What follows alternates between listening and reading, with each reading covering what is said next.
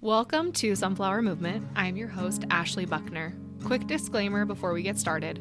This podcast is for education and entertainment purposes only. This platform is not a form of psychotherapy, counseling, or healthcare of any kind. Sunflowers bloom in the most unexpected places, always adjusting to stay connected to the sun. I see these sunflower movements as the moments, people, and places where we feel seen, heard, and believed, where healing takes root and transformation begins. If you're seeking that kind of space, you're in the right place.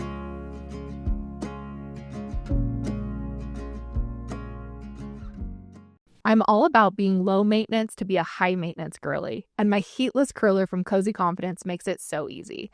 I've tried satin curlers before, but they always made my curls too tight. I love the texture of this one. It gives my hair extra body without feeling overdone. I just sleep in it overnight, brush it out in the morning, add some dry shampoo at the roots if needed, and a little oil on the ends for shine. It makes my morning routine so much easier. If you want to simplify your getting ready routine, Cozy Confidence has you covered. Use my code AshleyB at cozyconfidence.com for 10% off anytime. Your hair will thank you. If you've ever dealt with sore muscles, tension, or just need a moment to reset, you need to try Pranamat. I won't lie, it's a little spendy, but I use mine every single day and it's 100% worth it. Whether I'm winding down, releasing tension, or even working on muscle tone, it makes a huge difference. I lay on it in so many different positions and every time I feel the impact.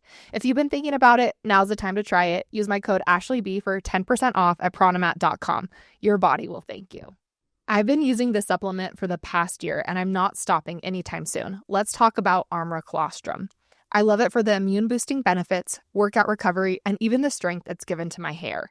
It's become a staple in my routine, and I can genuinely feel the difference. If you're looking for an easy way to support your body from the inside out, this is it. Head to tryarmra.com/AshleyBuckner and use code AshleyBuckner for 15% off. Give it a try. You'll see why I'm hooked. Hi, everyone. Welcome back. I am so excited for today's episode. I'm here with my friend, Brooke Halliday. She is a licensed professional clinical counselor in Minnesota. We connected on Instagram, last year. And we're just here to chat about all things therapy, life, humanness today. And I'm so excited she came on my podcast. I'll tell you a little bit more about like our connection and what happened because Brooke was like such a pivotal part of my journey. But before we get there, Hi, introduce you. Introductions are so weird. Let's see. What is there to know about me? I'm a therapist. I am married. I have an almost 3-year-old son. I own a practice with my husband, who's a chiropractor. So we do the whole like mind-body thing in one place. And that's really exciting to launch that in the beginning of 2025. And I don't know, I'm just human, being a human out here, doing the things and the stuff. You are such a human therapist, which is why I love you. It's why Brooke and I connect on such a real level because I don't even know how we started following each other on Instagram, but we just did. Somehow we became Instagram friends and I've always loved your content and just how real you are. One of my favorite videos is you eating the M&Ms. Yeah, because it went so viral and I had clients be like, I saw you on Instagram. And I was like, ooh, that's weird. Got it though. Yeah, you were eating the M&Ms and what? It was, if you were a child who couldn't put your stickers someplace, how's that adult anxiety going? It was so good because you were just eating the way you were eating the M&Ms and just like it was one of my favorite reels I've ever seen. I'll link it in the show notes for everyone. So yeah, Brooke and I met via Instagram. And it was crazy. What's crazy about our story is that Brooke was connecting with me long before my content went viral, long before my Instagram, what it is now. And she has a podcast and asked me to come on her podcast. This was like back in May, again, before anything happened. I went on her podcast, told my Mormon story, and I swear it manifested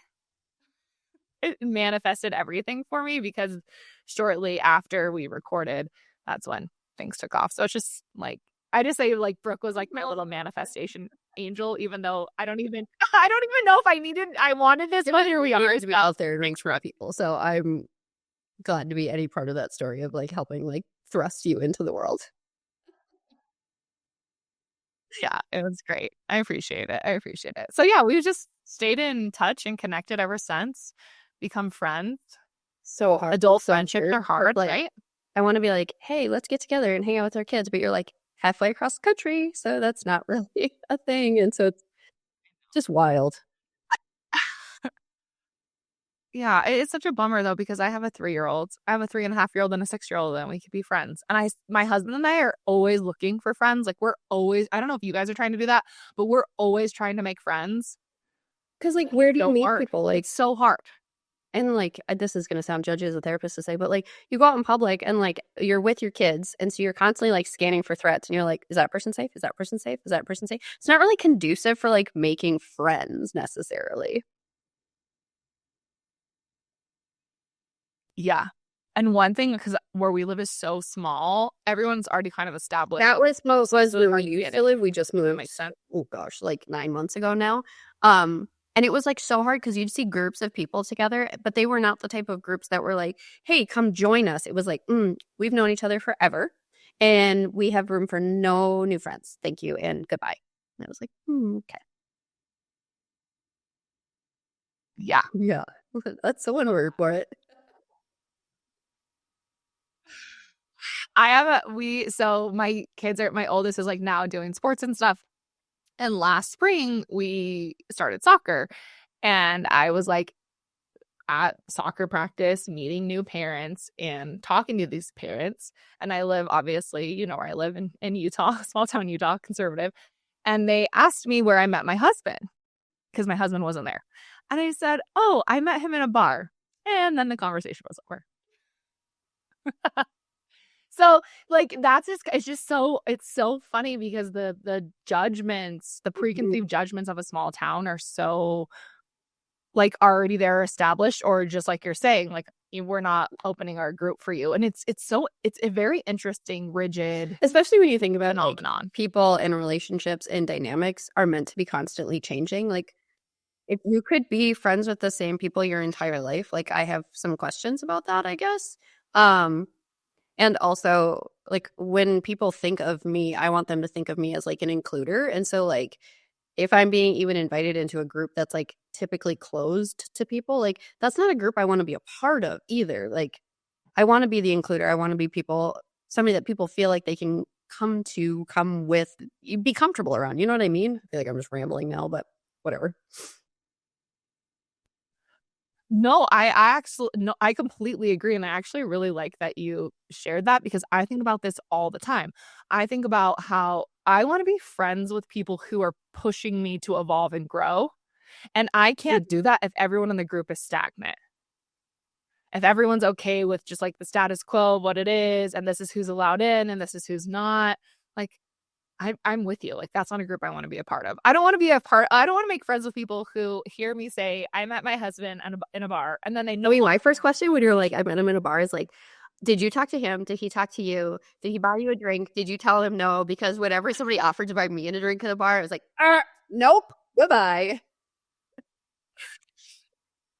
I don't know if I've ever told this story on here, so maybe this is a good segue into this story. Ooh. Because it's a great story. I lived in San Diego at the time, obviously. That's where I met my husband. Yeah, I didn't know he was 2 years younger than you. He's younger. He doesn't look younger though.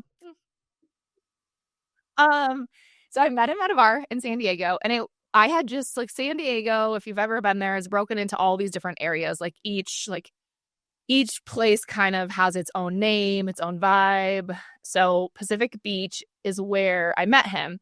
And Pacific Beach is like the party beach where you all go out to the bars or whatever. I, that same day, had just moved up to North County, San Diego, which is like Encinitas area, just like chill, a different vibe, right? And my girlfriends were like, let's go out on PB one more time. That's what we call Pacific Beach, PB. And I was like, no, I don't want to. I really don't want to go. Had moved all day and they're like, no, we're going. We're doing it. Because my girlfriend at the time still had a house down there that we could stay at. So I was like, okay, fine. I'll go out. Whatever. Didn't give a fuck. Let's just say that. We went out to the bars and we were like, dancing, and then there was this guy talking to me, and he was like the creeper guy, like the one you're talking about. And I was like, Candace kind of talking to him. And then I saw my husband. I was like, God, he's hot. I want to talk to him. So like we totally made eye contact. He comes up to me. I don't know. However, like I don't know. I don't remember the exact time frame. He comes up and he's like, "You look like you need to be safe." Amazing. You I I'm like, I do. I do need to be saved, especially by you. I was like, he's so attractive.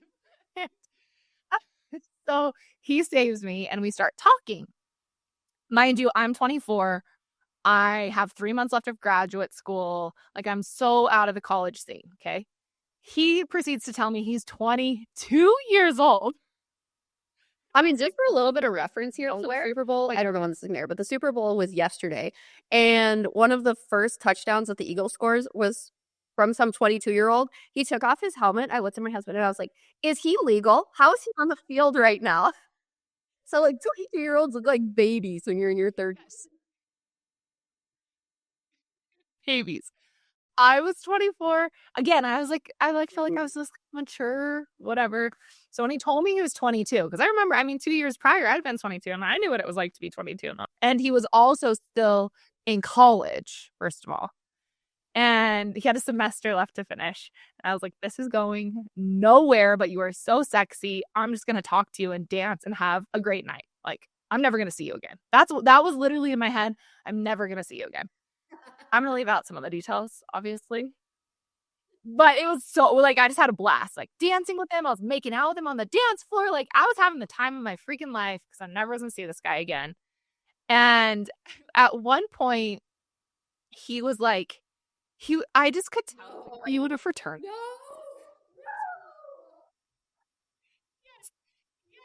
No. And then he proceeded to say, yes, I'm in Seg Ep. And I was like, oh, Seg Ep, bro. Totally making fun of him because I was not into frat guys. Anyways, we're like walking because he has a little apartment. We're walking with friends to his apartment in Pacific Beach. No shit, Brooke. I walk in and there is a entire fraternity composite, like one of those huge ones that they keep in their like houses in his living room. And I look at him and I'm like, what is this? Why do you have this? And I was like, I can't say. So I'm gonna with you. Going to, you know. Yeah, I mean, like the apartment he lived in Pacific Beach was so gross. And anyways, he ended up coming with me and my friends, but it's so funny because the whole point of this story is that frat composite I now work out to every day in my basement. He won in an arm wrestling competition. So it's like gone with us, our whole relationship. And then I proceeded to go back to PB so many times because we started dating and I stayed in that disgusting apartment. It's just such a funny story. And here we are. It worked out. I mean, I met him in 2012, so we met together 13. It'll be 13 years in June. Yeah. We found love in a hopeless place. I played that at our wedding. So that's my story about how I met my husband. How did you meet yours? I met my husband on Match because something like that. Match is an interesting place, and online dating is not the same world that it was 10 years ago, apparently. But I was in grad school and I was just trying to like get out and do more things because I was just working and going to school. And I was like, oh, I'll just like go out and have people buy me dinner every whatever. But I just right. But my husband was the only person that I met in person. So went on one date with him and I was like, oh, this is a good guy. Went on our second date and I was like, ooh, no, can't do this. And then I was like, you should give him another shot. Third date. Sold. I was like, yeah, I'll be with this guy for a while. Don't know what happened, but weirder than that. My story with my husband is not all that interesting, but my husband and I, so we started talking in like September because we got married on the date that he first sent me a message on Match. Is our wedding anniversary now, which is like kind of funny. Yeah. But Match, interesting place. So that was in September that I was on Match. We were out in my hometown on New Year's Eve. Some guy recognized me from Match. I didn't recognize him. I had no idea who he was. He's coming up and he's like trying to talk to me as like my now husband, but boyfriend at the time, was like standing next to me with his arm around me. This guy is like trying to hit on me from Matt. I'm like, sir, I have no idea who you are, and you're acting like we have had a conversation. Like, there are just some interesting people out there, let me just tell you. So interesting. And online dating is incredibly interesting. I met Dallas, my husband, right before Tinder. So I never participated on any online anything. I met him right before Tinder, and then all his friends obviously did Tinder, but it's fascinating. And I don't know if you work with any clients who use online dating, but I have. And what's wild? Ooh, I have not had a client had a scam yet, but I've had lots of clients where they will go on a first date, and so typically it's heterosexual couples, and so it's female clients going out with males, and they are just so expectant of sex. Like, it's disgusting. Like, how upfront and direct they are. Like, it's one thing to like talk about sex directly, but like these men are like, I bought you dinner, you owe me sex. And like, what world are we living in that is the expectation of people? Like, ugh, yuck. It's such an icky culture. And I think that's like what a lot of online dating is, that And it's not even like clear when they're talking that like they just want to hook up. It's like, I'm gonna give you the illusion I want a relationship, get you on a first date, and then expect you to put out. And it's like, ew, ew, ew, ew. Like, if you want to have sex on a first date, that's fine, but like demanding it because you bought dinner, ugh, nothing. It's like, it's low-key grooming, right? Like, I'm gonna wine and dine you, make you feel so good, and then you better, like, that expectation is you give me sex. Yeah, it's a really interesting place. It's an interesting place to help clients navigate it too. All right. Well, I have some submissions, some good questions for us to keep this conversation going. How do you feel about that?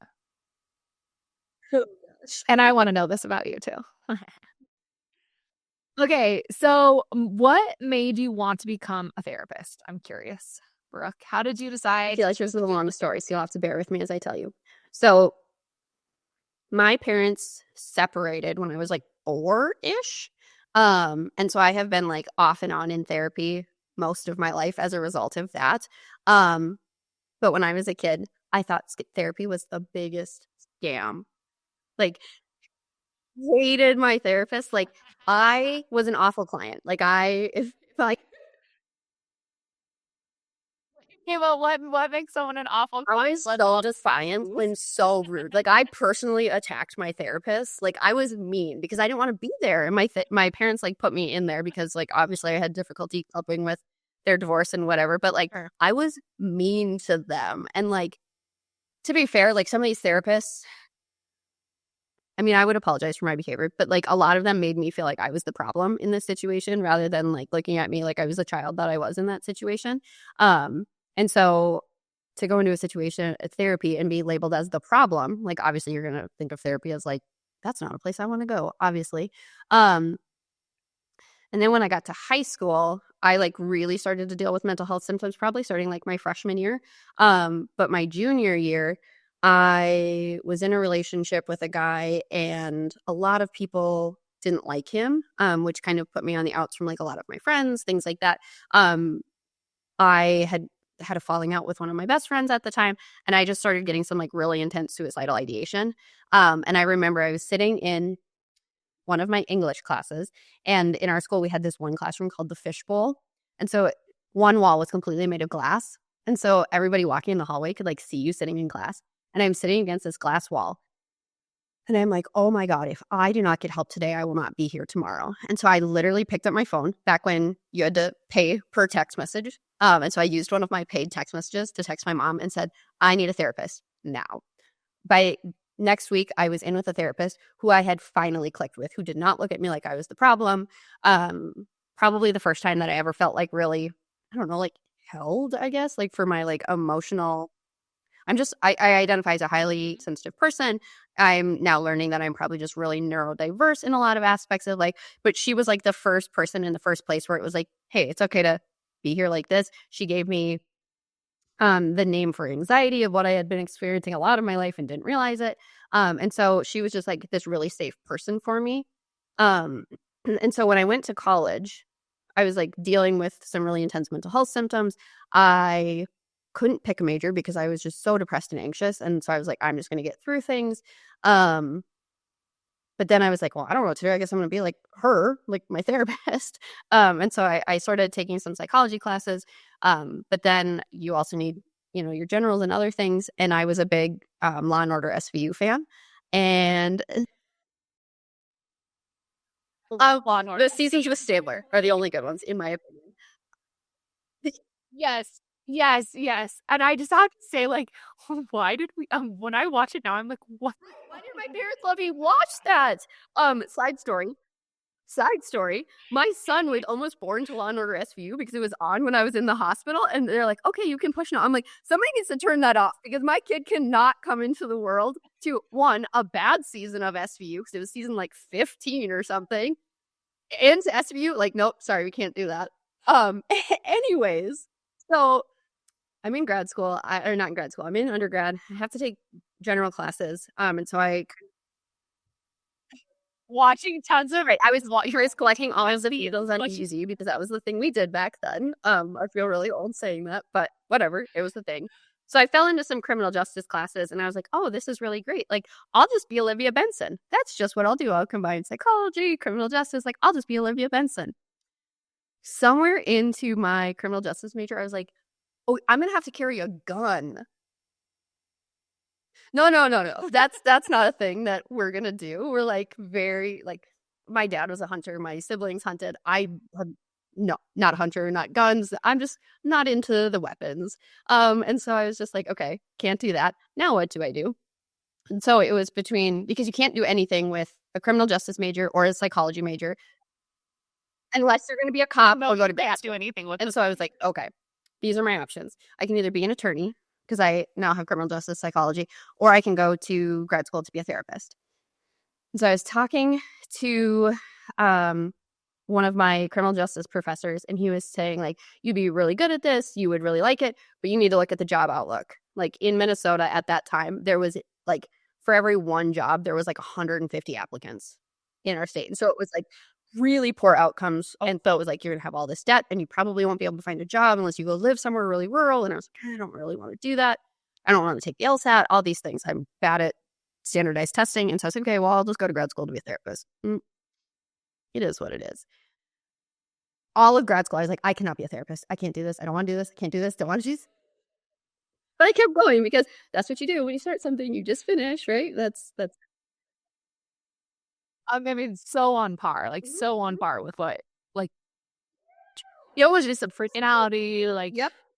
And so I tell people that I cried my way through my last year of grad school because I was like, I don't want to be doing this, and I'm doing it anyways.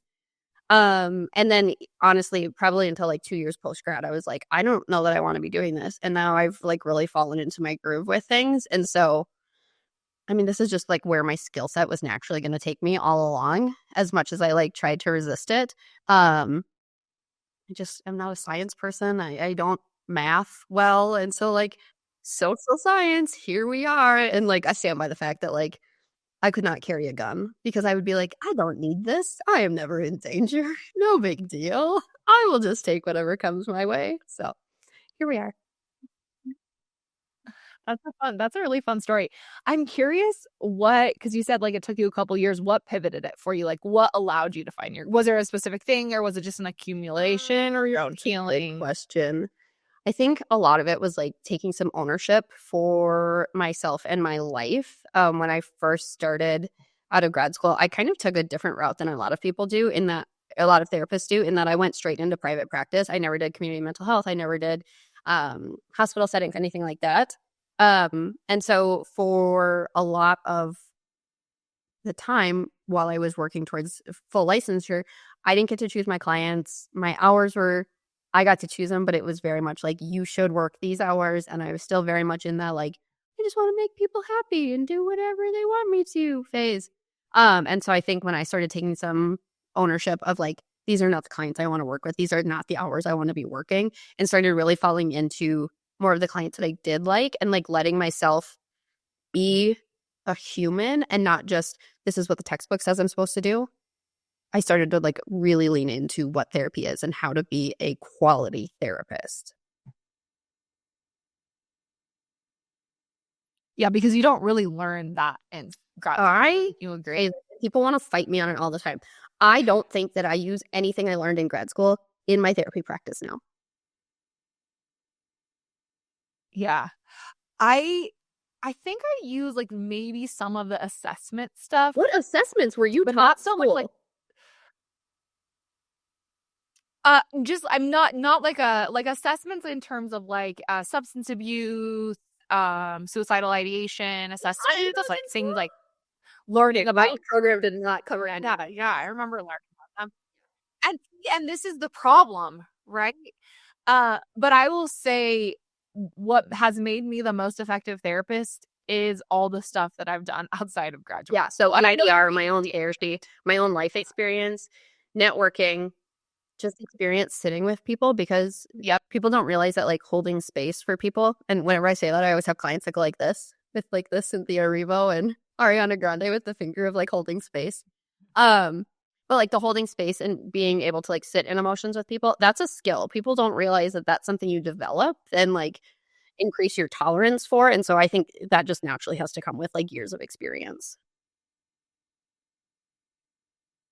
I would agree. I'm not the same therapist I was, obviously, when I started. And I think that's what makes you a good therapist is that, again, it's like even circling back to that friendship thing we were talking about. It's like this, you have to be open to evolution. You have to be open to shifting and changing and doing something different, which is so relevant in your story. It's so funny because I'm like even thinking about you like maybe this won't even resonate, but what's coming up for me is like you still kind of had that person that was like hated therapy when you were becoming a therapist, like that little girl part. So I didn't do a ton of research. Again, I was very depressed in undergrad, and so I didn't do a lot of research when I was choosing a grad school. I kind of just went wherever somebody would take me.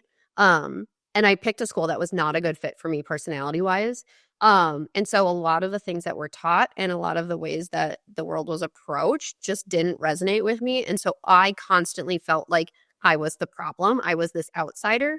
And so like it continued this narrative in my mind of like, therapy is not for me. I'm not the person that therapy is targeted for. How am I going to help people because I'm doing it wrong? I see the world wrong. And I've just like really grown to understand that it is not just me that feels that way in the world, and that a lot of people who think differently or view the world differently or think the world needs to behave differently feel the same way that I do. And so like there needs to be therapists like me out there. I would agree. Absolutely. I feel like that's a lot of how I see the world. I'm very nuanced. I'm very open and curious and sensitive. And I'm not the therapist. And I know that we're really like, I feel like the therapy field of therapists in general are really pushing back on the like blank slate, like that you don't have facial expressions. I started my career working with teenagers. And as you know, because you were a teenage client, you have to show up very strategically with teenagers or they are not going to tell you anything. And I can't go in like you know, like I'm like blank face. I can't go in like that. I have to go in and get on their level and share some personal things about me and let them know that I know what it was like to be 15 years old, right? And it goes so against our training as therapists. And to me, like I think it shows how outdated. Yeah, I actually just started reading Decolonizing Therapy, and so I'm like really excited to like dig into that because I mean, so far it's talked a lot about just like treatment plans and the way that we diagnose people. Like we make people fit into the box of like being a problem when they're like adapting to life circumstances. And so like I love the concepts of IFS where we like pull in that like there's a reason you're behaving the way that you are. There's a reason that you're feeling the way that you are. And like that's not pathological, that's adaptive. And so like if you don't want to behave that way anymore, like great, let's talk about it. But it's been adaptive and we don't need to pathologize that. I'm right there with you, and that is one of my favorite things about brain spotting. We talk about that a lot in my trainings is that whatever's happening, even if it's a very distressing thing, even something like suicidal ideation, it's adaptive. Your nervous system is like, we can't do this anymore. So here's the thing, right? And taking that approach softens it. It allows people to be open and curious about what's coming up for them versus rejecting and hating and pathologizing. I think about like when I first started and how like afraid I was when people would say that they were experiencing suicidal ideation. And now how I respond to it, like we get it managed so much quicker when we can respond with like, oh, you're feeling suicidal because half the country doesn't think that you're valid for who you are. Like that makes sense that like your system doesn't want to be here. Like that makes total sense.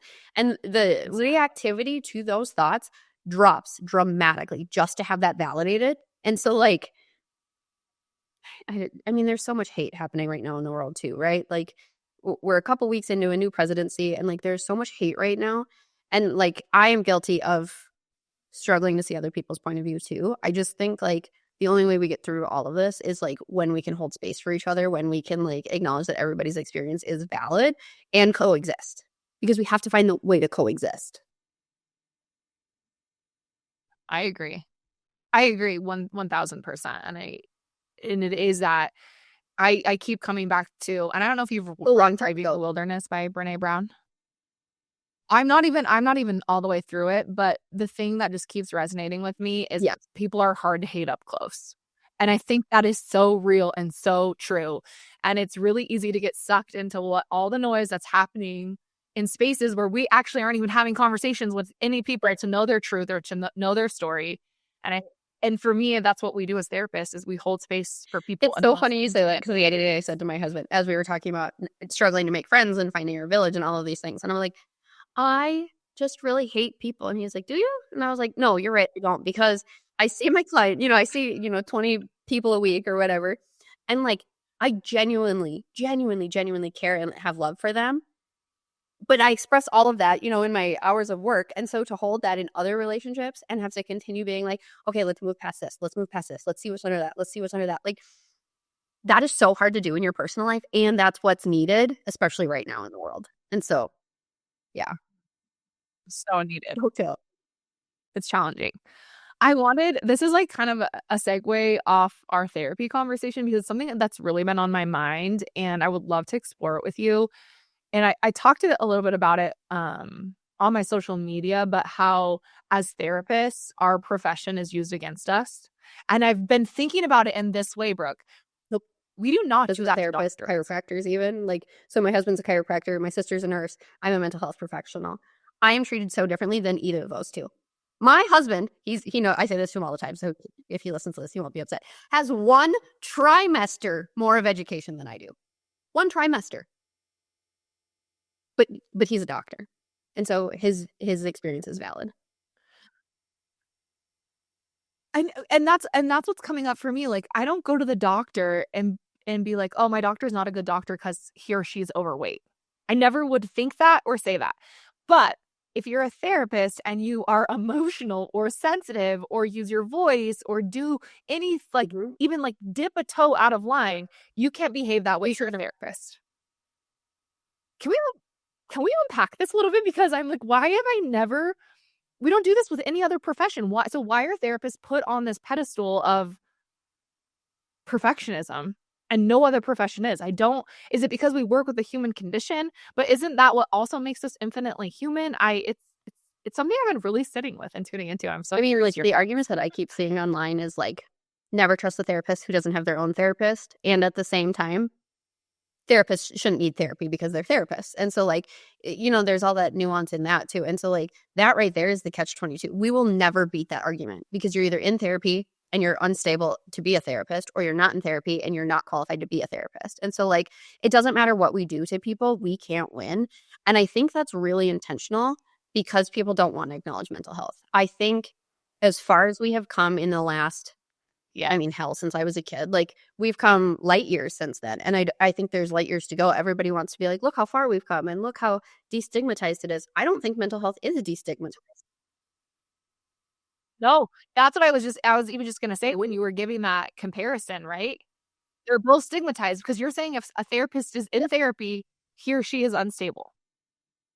No, actually, I would say I'm probably the most stable, the most regulated I've ever been in my entire life. And I see my therapist twice a month regularly. But that, like, people stigmatize that.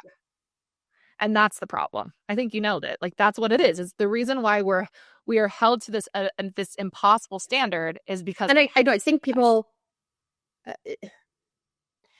What I am learning as the longer I'm a therapist is that, like, people don't want emotions to be a thing. People don't want us to have reactions to things, and that's what we're pathologizing. And so when people think therapy, they think get rid of emotions. They think get rid of reactions, get rid of tiffs, get rid of, whatever. Like, all of the things that make us human, they think therapists are supposed to get rid of, right? And so when we don't, because that's not our jobs. And that means you're dead too. That means you don't survive, actually, because we're meant to have anxiety, fear, stress, anger. We need all of it to keep ourselves and our system safe. People don't like that show because it's hard, it's difficult to navigate. There's not a clear-cut answer. There's not, A, B, C, D, and you're going to feel better. Like, people don't like that. Well, at least when you go to the doctor, it's here, I'm going to give you an antibiotic, here, I'm going to give you this med, and, it's going to resolve all your problems. Like, therapy is not like that, and it can't be like that because, one, no human being is the same as another, and so, like, nothing can be that. I don't even know what I'm trying to say there, but whatever. And two, like, we are meant to tolerate and experience life, and therapists are here to help broaden our capacity to be able to do that. And so that way we don't respond with hate, and we don't respond in negative ways, and we don't respond in ways that are hurtful to other people and ourselves. Like, I think people are very misguided in what they think therapists are meant to do. You just said that so eloquently. I will be clipping that. It's because it's really spot on. And I'm sitting here. What's coming up for me is the essence of therapy is essentially, allowing people to embrace their humanity. But going to the doctor is not that. I mean, I think the times where it's different at the doctor is like when you need urgent care, when you have a broken bone, you need, like, obviously it does need that. You need that. Well, think about therapy for an immediate fix. Okay, somebody's suicidal. I'm sitting with them until they're no longer suicidal. Is that not a fix? Yeah.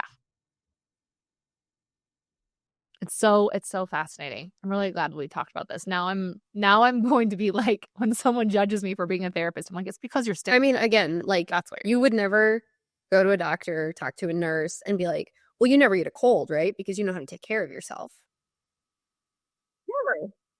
Never. You would never say that. Like, just like you get a cold because you're out in the world and there's germs, there's all the things, like, so too does mental health symptoms happen. And I don't even like referring to it as like mental health symptoms or mental health diagnoses, but like fear, specifically right now, what's coming up for a lot of my clients is fear. Fear is a natural response to everything that's happening right now with the current administration, like flooding the zones with all of these executive orders, right? Like, that is a normal response of, I don't know what's happening, I'm starting to panic. That is a normal reaction. Just like getting a cold is a normal reaction to being exposed to germs you're not around normally. It is the exact same thing, but people don't like that comparison. Mic drop. We're moving on. Which actually goes into this question, to the submission that I'm going to read next. What are the starting steps to not rationalize feelings? Most of my life, I've never shared my outward feelings with anyone. I cry in private, I feel my emotions in private, but I never let others help me through my hard times. I also don't truly feel them. I only allow myself to think about it for a second, but then I go back to being my outward, regular, bubbly self. I want to break this toxic cycle, but I don't know where to say, get I started? Because that's just...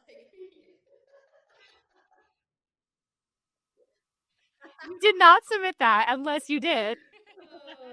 Well, I feel for this person because I've been there. I still go there. Like, I think it's like this constant, like, ebb and flow of, like, I move forward and then I fall back into old patterns. And so I think, like, for people who have that well-established pattern of, I have to do it myself, people can't tolerate my emotions, this is too overwhelming, I can't feel it, it has to be a conscious choice. And even if you, like, dip your toe in, and, like, I'm a notorious bathroom crier. Like, I'm going to go to the bathroom, I'm going to have my 5 minutes of cry, I'm going to wipe my tears, and I'm going to get back out in the world and nobody's going to know that I cried. So like, I think that is even like a good place to start. Like, I know it sounds so minuscule and like not where you want to be ultimately, but you have to feel it.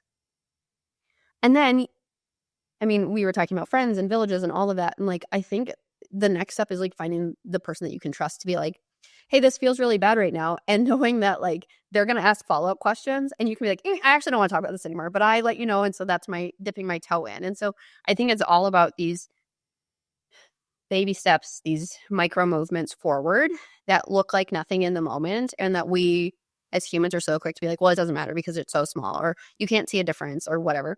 But then you look back 6 months and you're like, oh, but I actually told my husband that I felt bad 6 different times in the last 6 months. Like, that's progress from 0. Exactly. And I love that approach too, because you can't go from a person who like doesn't show emotions to then go showing emotions in front of people. It doesn't work like that. And that's actually going to be super distressing. So you do have to start really slow. And maybe it is just in the bathroom crying and allowing yourself to cry, like actually just having a full emotional expression. And that's a great place to start, even if no one sees it, even if no one knows, right? And then slowly kind of And as we like talked about like behaviors that were adaptive before, for me and for a lot of people, like not showing emotions was adaptive. And so like I, over the course of my life, have been called cold multiple times at various different stages in my life. People have called me cold, told me that I come across as cold or heartless or, whatever. It's not true, though. Like, that is the mask that I wear as somebody who has been told their entire life, you are too sensitive. You're reacting too strongly. You're too this. You're too that. You're too whatever. And so I wear this mask. And that is a mask that's been on for 30 plus years. Like, that doesn't just come off. And when I get into a place where I feel like that I'm the problem or experience really tough, big emotions, that mask comes out again because it is adaptive and it has helped me to survive up to this point. And so for me, it has to be a conscious choice to take it off, or at least lift it up just a little bit so somebody can see any part of me. But again, that is adaptive. To not feel, to not show, like that is, for a lot of women, that's how we've survived. I would agree. I resonate a lot. I was a very emotional child. Like everything made me cry. I had a lot of shame as a child, and shame is, I think, still even for me, I'm really diving into it currently in my own therapy. But it is such a distressing emotion, and it was constantly like this huge cycle for a very long time. I well into like graduate school, I would like have these big emotional reactions. I would cry. Then I remember reading The Gifts of Imperfection by Brene Brown. Clearly, I'm a Brene Brown fan girl. And I learned what shame was.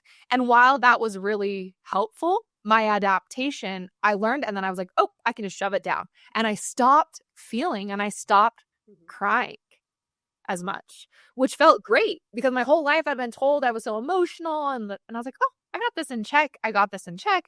This is great. This feels good. Whatever. Grateful for that. That was very adaptive for that time in my life. And then moved back to Utah, had babies, like just shit happens. And those emotions came back on, and it was more of a fight because I had decided that they had made me less than, that I wasn't good enough if I was having these emotions, right? All of it just purely an adaptation of my nervous system. And so part of my work has been reconnecting to little girl me that was badass at feeling her feelings and allowing like that full release. And one of the things, and you reminded me of this when you were sharing, Brooke, one of the baby steps I've really been working on is a lot of times I will go to bed at night and be like in my head, shaming myself, judging myself, like just being so mean. And I've started to just talk about it to my husband, just to tell him what is going on. So I'm not just like internalizing it all, because internalization. Giles, how hard it is to share with the person that you love the most. Like, I will have negative thoughts about myself or big feelings, big thoughts happening in my head. And it is like literally like I'm trying to pull my organs out through my throat to try and get them to my husband. And like, I trust this man. I don't think that I could say anything to him that would make him run. Yeah. And I still can't get myself to say it a lot of the times. It has been a really big journey for me. And my husband's wonderful. He's seen me cry. I mean, I'm an emotional person even when I was depressing. Like, he has seen me through so much, but I haven't been as intentional as I have been the last 6 months about talking about my shame. Because I don't think I had gotten myself so cut off from the shame that I wasn't even aware of how much it just is with me all day, every day. And so I've just started slowly doing it. And he's wonderful. I mean, like, the other night, I was like I know the activation now is because we went to a parent-teacher conference for my son, and the teacher was worried about something, and I got flooded because had it been my parent-teacher conference, how my parents would have responded. Do you know what I'm saying? That was just my activation. But I was just sobbing. I was just, like, crying at night, and I was like, "I don't even know what's the matter," and he's just like, "It's okay. Just cry. Just let it out." The good ones. Okay. And it's so and then, like, let it I've moved through it, but it's taken me so long to get to that place where I can actually, like, let myself have a really big, like, the ugly emotional I don't even wanna call it ugly, like, because it's not, but, like, where you let it all out, and it is starting small, and I think the small, just like you said, Brooke, Yeah. like, that's how we have the big.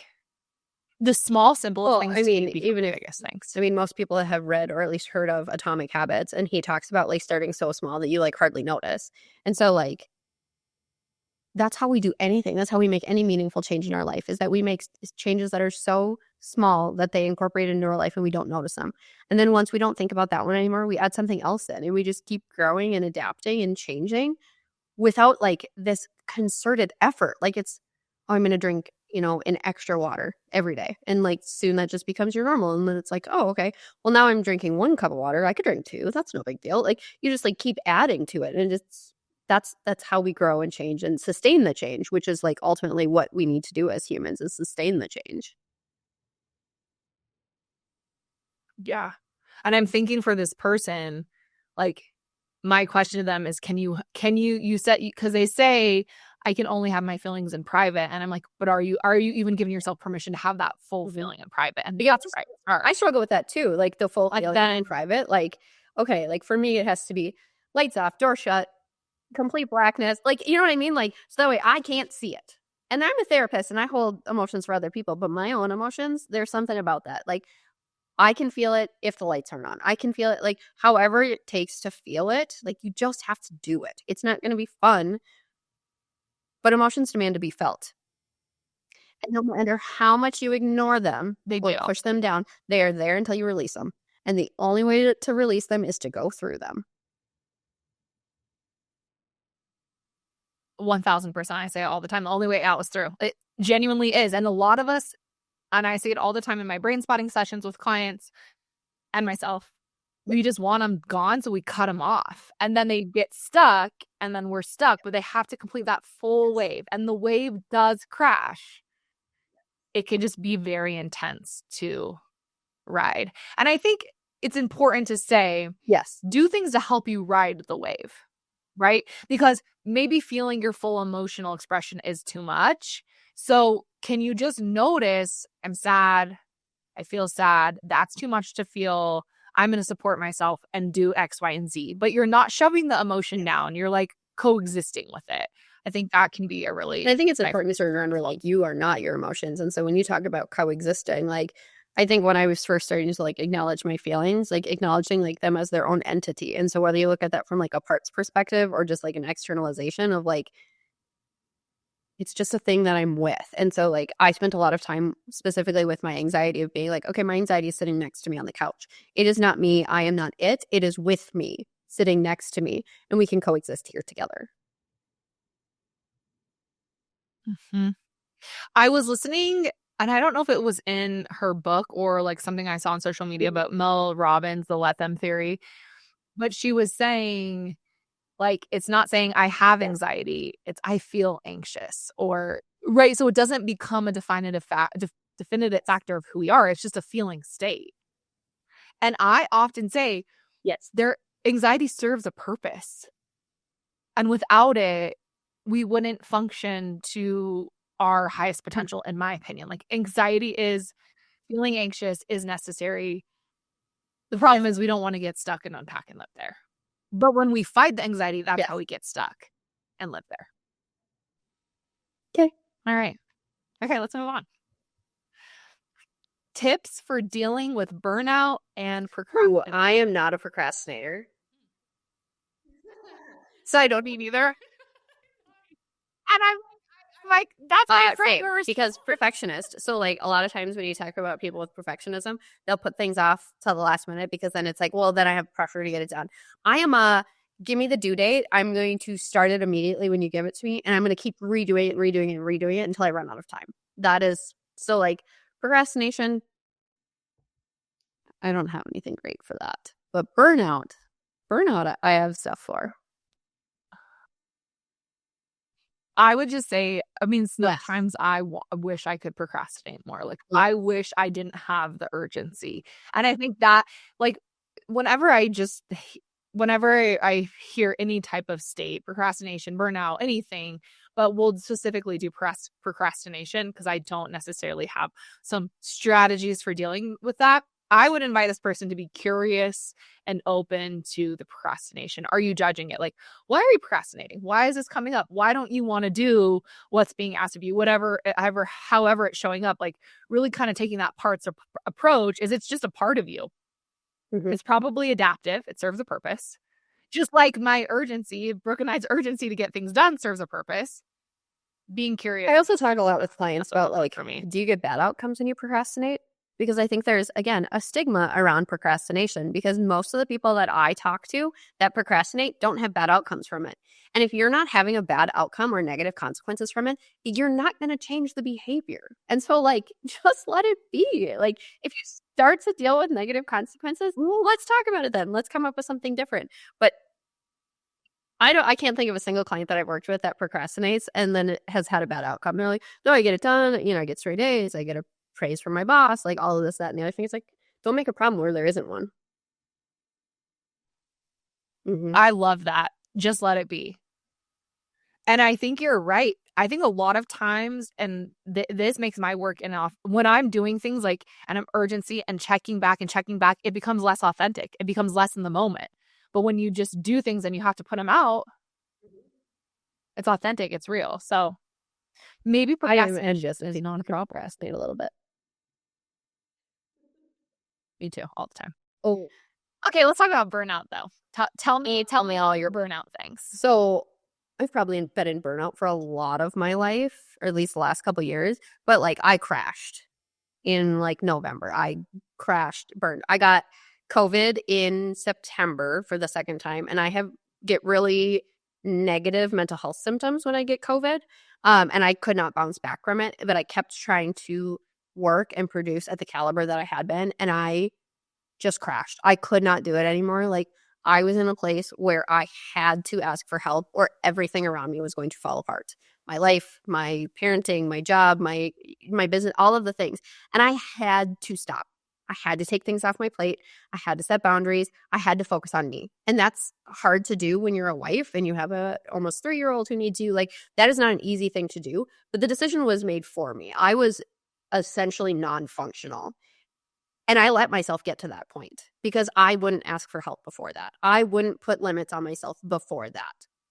And so I think the best thing that any of us could do, whether you're in burnout, moving towards burnout, or just like want to be healthy, is we have to set limits, right? And share with people and ask for help. And I am not a person who asks for help. And I have been consciously trying to be somebody who asks for help lately, whether that's asking my husband to do the dishes, which is normally my responsibility, or reaching out to a friend like you and saying, hey, I'm really struggling right now, or this really bad thing happened. Like letting people in, asking for help, letting people see you.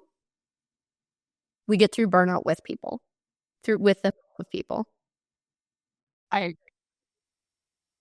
Well, because we're not meant to do certain things alone. Yes. We're hardwired for connection. We need connection. And what's coming up for me with burnout, I don't experience a lot of burnout because I think I have, and so it's made me be very intentional to not, it's like that, like we were talking about with procrastination. I've had too many negative outcomes So now like I do a lot to prevent burnout.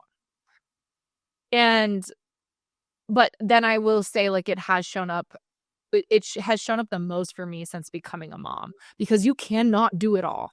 And I want to do it all. I want to be this incredible mom. I want to be this incredible wife. I want to be this incredible therapist. I want to have this podcast. I want to do social media and content. And I want to be a good friend. I can't do it all.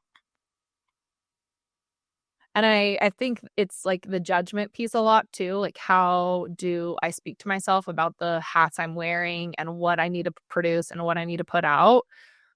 And when I'm getting super irritable, super judgmental, super critical, I know it's time to pause and pivot and do something different. And one thing that's really helped me is to be flexible. And I had a friend say this to me. She's like, because I was like, oh, well, I need to change my schedule. I need to change my hours. I'll just wait until whenever. And she's like, why don't you just do it right now?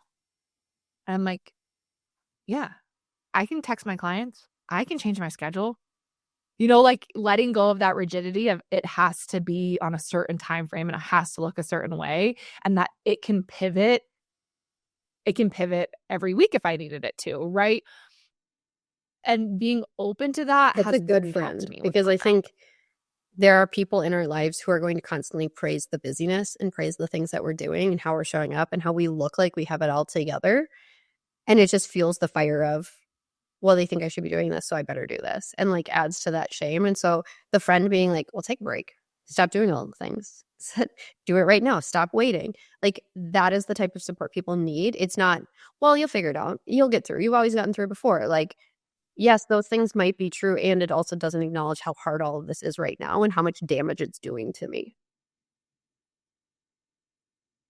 Exactly. And I think just and this is something that's really been resonant for me. I want friendships and relationships with people who can tell me the hard things, who could essentially call me out gently on my bullshit, And I think that's hard to embody that.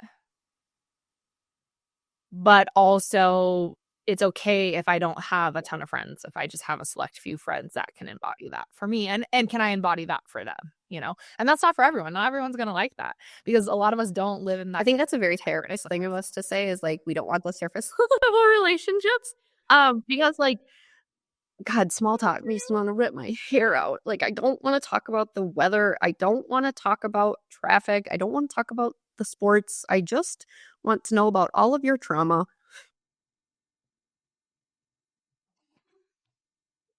I just want to trauma bond with you, please. It's so funny. I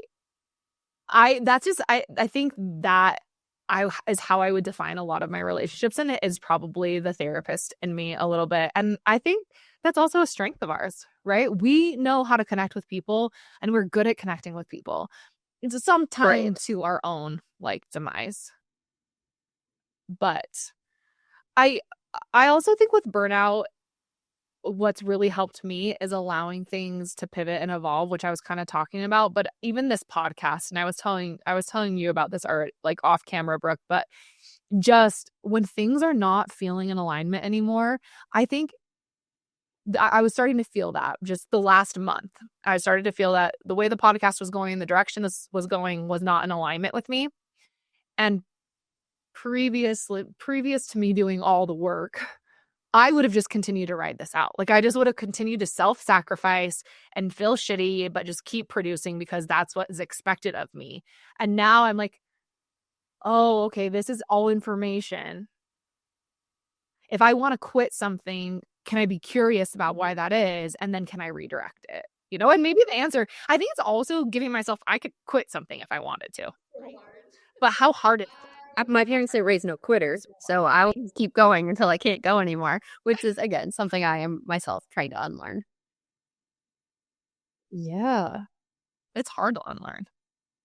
No, I mean, especially like burnout. Women in America, like, so much is put on our plate, not only to like make sure you contribute to your household and this, that, and the other thing, but like also hold the mental load of things for people and be soft and be compassionate and do all of these things. And people don't realize the energy it takes to be that I don't even want to say like loving, but like that motherly figure that everybody expects of women, whether you have children or not. Like you're expected to be nurturing and quiet and, comforting, whatever. Like I'm a little rough around the edges, and like that doesn't rub people right sometimes.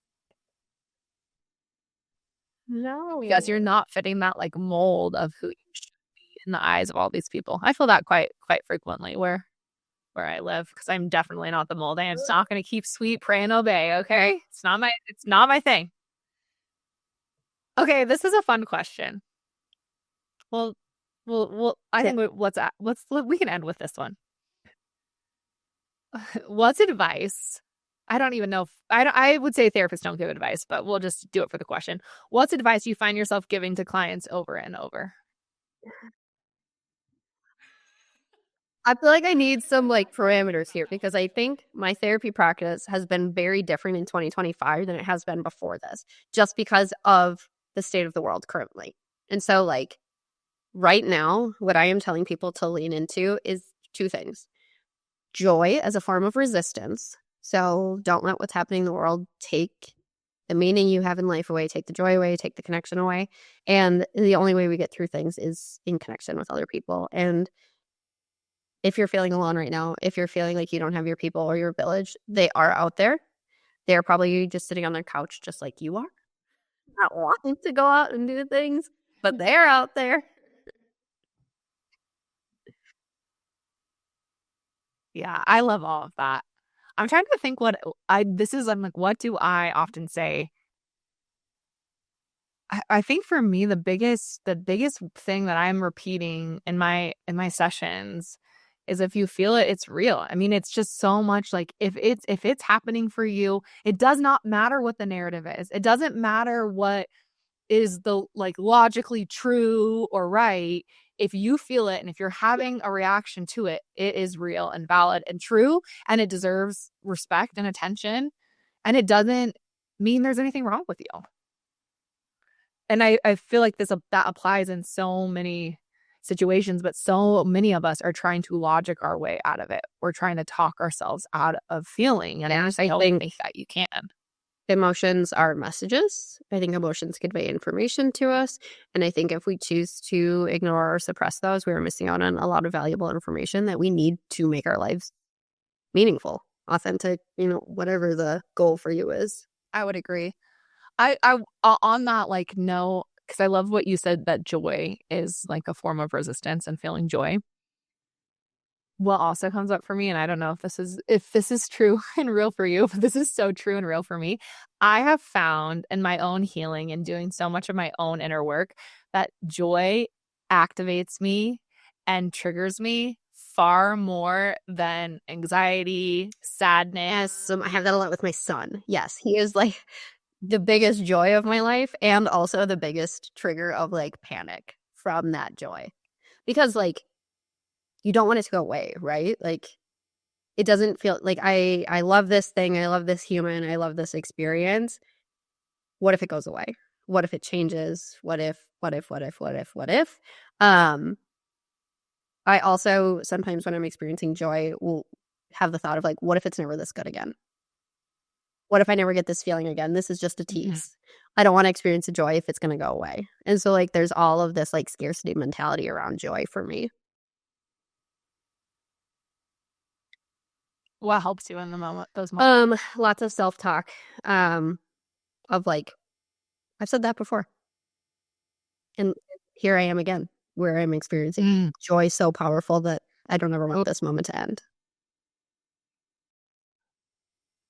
I love that. One thing I've really been leaning into for me is like, joy only exists because of its opposite. I only know this like true, meaningful experience of joy because of the depths of sadness, pain, depression, anxiety, whatever you want to put there. And I think that helps me in the moment, is seeing them as like almost equals in a way, like that coexistence. I also have realized in doing a lot of my own like nervous system work that I didn't have a lot of felt experiences of joy. I had felt experiences of those other things, so they're far more comfortable for me. So when I have joy show up in my nervous system, it's like, what is the language you are speaking to me? And I'm with you. I think my kids bring up that the most for me. And then it also terrifies me too. Like I'll be having this like incredible, beautiful moment. And then I'm like, and I've messed them up somehow, you know? Can you just like last night I have my 3-year-old like kind of going through it. He's just, like 3-year-olds are navigating big feelings and they're not regulated and you have to regulate them. And I help them regulate. And I've been really solid. Like I'm so proud of the way I'm showing up for my 3-year-old. Thank you, 6-year-olds, for helping me get there. Right. Like I'm so proud of it. We had a big moment last night and I'm going to bed and I'm sitting there going to bed instead of being like celebrating this moment, all the things I did wrong, all the like weekend about how I didn't show up, how I was too focused on this. I wasn't focused enough on them. And I looked at my husband and I was like, why can't I just focus on what I just did?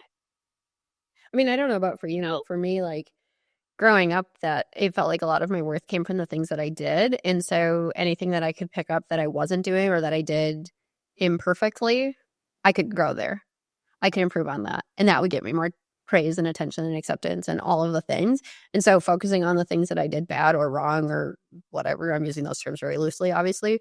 But that was where my survival lied. That was where I could get acceptance, is if I improve on these things, if I focus on these things, I will get more acceptance, because the things I did right, people already accept that. That's great. Moving on. Got to go find the next thing to fix.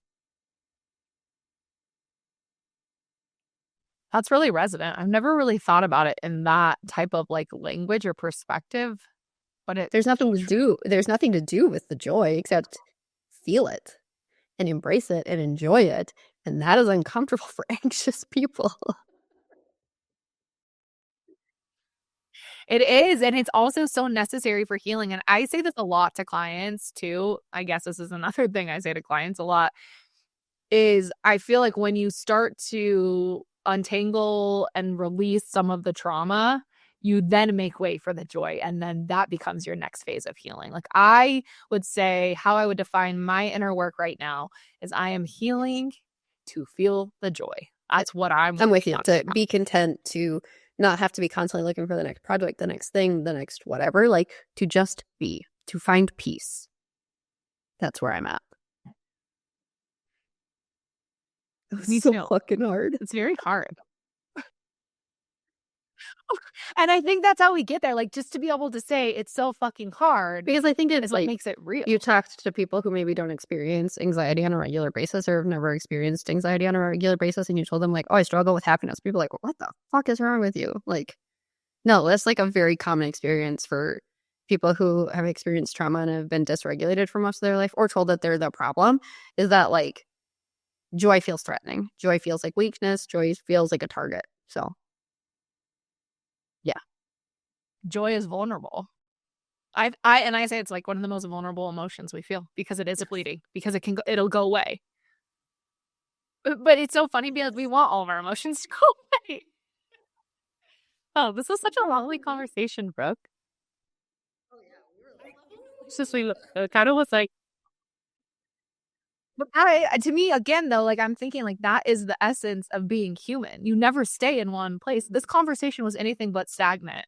So badass. Okay, I always end this way. Not to put you on the spot, but is there any final words you want to leave us with? Anything you want to say? You can be whatever comes up for you. There's no right or wrong. Oh gosh. I think I just want to say that like emotions are constantly changing. Our state of being is constantly changing. And as someone who's been like in the depths of despair or depression, suicidal ideation, whatever it is, grief, it's always changing. And like no matter how bad it feels in the moment, you're going to get 6 months out from it, or a year out from it, 3 years out from it. You're going to be like, whoa, that was a lot. And it's going to feel less intense when you look back on it.